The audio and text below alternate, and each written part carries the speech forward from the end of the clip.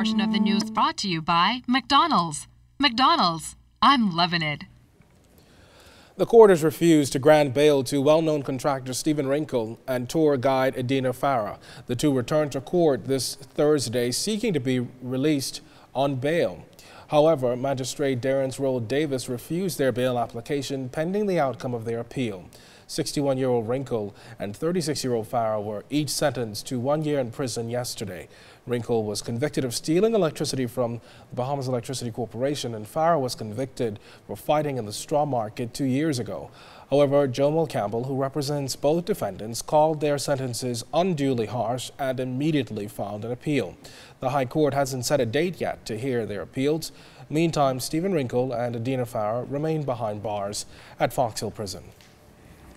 Drug Enforcement Unit officers confiscated more than $200,000 at the domestic section of the Lyndon Pindling International Airport yesterday. A 41-year-old Freeport man was arrested after $150,000 was allegedly found in his private aircraft. A 23-year-old female resident of Faith Gardens, who is an employee of a commercial airline, was arrested after she was found in possession, allegedly, of $70,720. An investigation is ongoing. The National Insurance Board forensic report is still outstanding, and Labor Minister Shane Gibson says NIB Director Algernon Cargill is to blame. Jimmy Swain tells us why Cargill's attorneys say he is not at fault for the delay. National Insurance Minister Shane Gibson says the forensic audit report of the National Insurance Board should have been complete. He's now suggesting that attorneys for NIB Director Algernon Cargill appear to be hindering the process with their demands. They asked for terms of reference, which is not unreasonable, and so I think they would have given that to them. They should have. This is the past weekend, I understand. But then they want the auditors to provide them a list of questions. I mean, the auditors are doing their job. You know, they have a certain line of questioning that they want to proceed with. They don't want to go and publicize it on the website. Say these are the questions we'll be asking Mr. Cargill, or these are the questions we'll be asking a certain individual. I think it is wrong, and it is certainly inappropriate. Meantime, Alfred says he wrote the auditors asking for terms of reference last November. He says they never got a response. In December, again, he wrote asking for issues on which his client would be questioned. Again, he says he received no reply from auditors until this month. Those are basic things. We've only gotten a response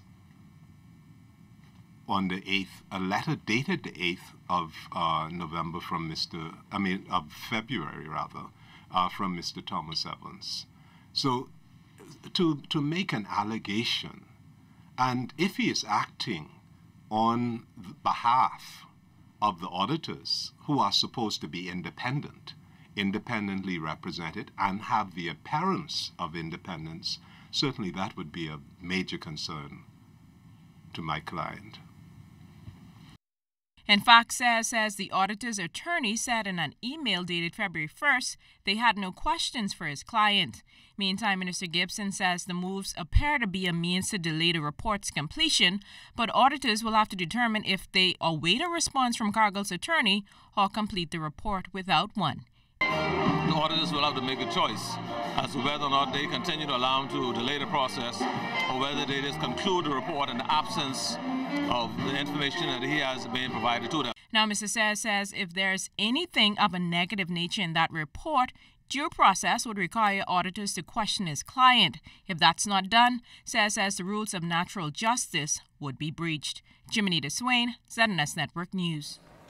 BEC Chairman Leslie Miller says the corporation is looking at purchasing 3 42-megawatt engines for its Clifton Pier plant soon. He says the acquisition of the 3 new engines will shave millions from the corporation's hefty fuel bill and drive down electricity costs.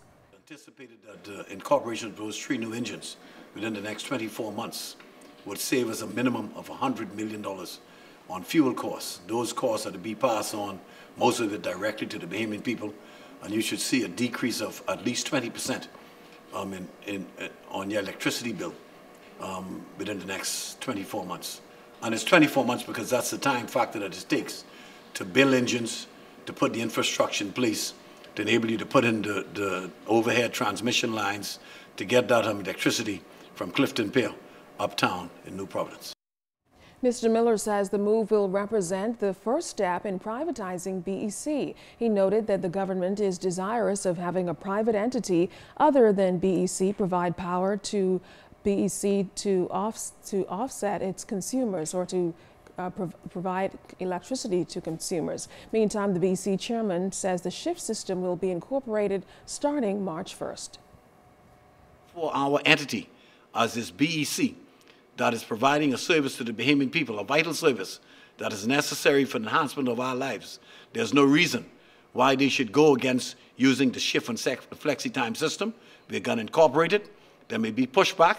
The corporation intends to do what is necessary for and on behalf of the Bahamian people.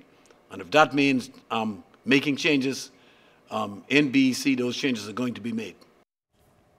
Christians around the world observed Ash Wednesday today.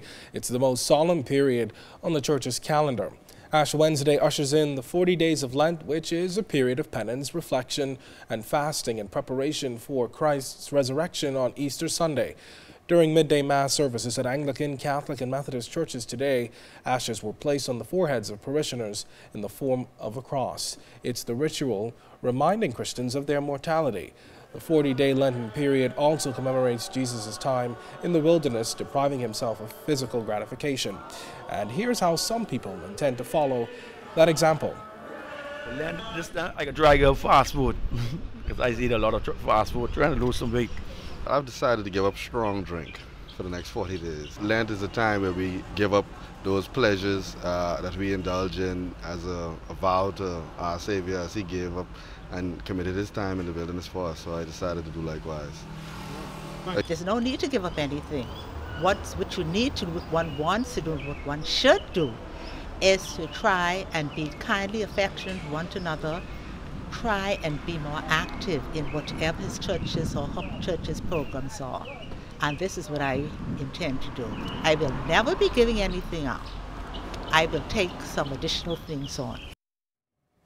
Well, we're just hours away from the most romantic holiday of the year. And if you haven't made dinner reservations as yet, then you may want to get on it now. Well, if you haven't already made those, or if you have, that is, made those dinner reservations, have you decided yet what you're going to wear? If not, we've got some looks for the men. Tonight, we put our Valentine's Day spotlight on Lux Men's Warehouse. Lux Men's Warehouse is the newest kid on the block. Been open now for about 7 months. Business has been awesome, and I expect the same response during the Valentine's season, especially since we're going to have a 20 to 40% off. Right next to Coles of Nassau on Parliament Street, the store, just as its name suggests, sells luxury brands and is your one-stop shop for Kenneth Cole, Burberry, Tommy Hilfiger, and Armani. Here we have like Kenneth Cole white shirts. These are white shirts, but they're not the traditional plain white shirts. You can see they have like detailing, so if you want to have that extra, fashionable look. Right, there's a little bit more texture there. Yes. Okay. Here we have like some paisley. All right, paisley. Yes, paisley. Paisley is coming back in now. All right. Yes, Apparently. So you have your paisley in red, with shades of like silver. You have another paisley here. It's in brown. If you want to jazz it up a little bit, Here we have some Giorgio Armani cardigans. These are like the European fit, like so. So they're a lot more tapered, and tailored. What about this one? This is a very. This is if you want to have that special look. If you don't want to go for that boring look, you can wear something like this. It has more detailing in it, Who's this by? This is by an Italian company called Lanzino. But beyond just buying that special man a gift for Valentine's, Lux has a number of options to suit every occasion.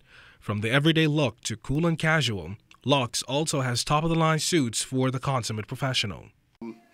For that man that likes to keep it, clean and basic, here I have your traditional suits, if you're just looking for a suit that, you can wear every day to work, Yes, here we have more of a fashion forward piece. This is like a Giorgio Armani. This is more of the tapered look. If you want to go for that high fashion look, this is a suit for you. It's more details. Now, once you've gotten the right suit, accessorizing it is key. And a part of a great suit is a great tie. Yes, Yeah? yes, I totally agree with that. And here we have slim ties. Slim tie.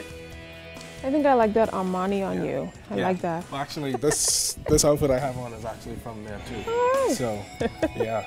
Well, still to come in the Bahamas tonight. The Bahamas is set to make history in the sports arena. Also ahead tonight, the Hugh Campbell basketball tournament tips off Monday. Stay tuned. This portion of the news was brought to you by McDonald's. McDonald's, I'm loving it.